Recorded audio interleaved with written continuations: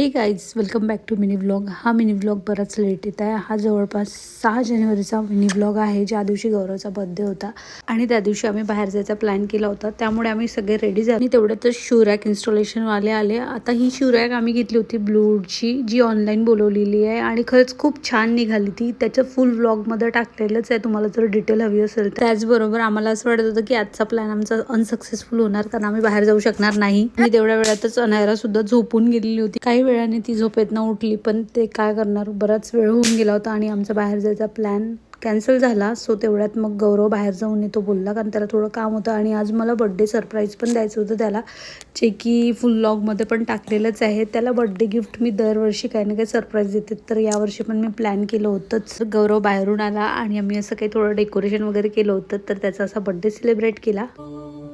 Happy birthday to you पापा, happy birthday to you. Naira सोबतचा हा पहिला बर्थडे आहे जो गौरवचा आम्ही इथे सेलिब्रेट करतायत. तर आम्ही असं छोटंसं सेलिब्रेशन केलं आणि दरवर्षीप्रमाणे आम्ही यावर्षी पण केलं.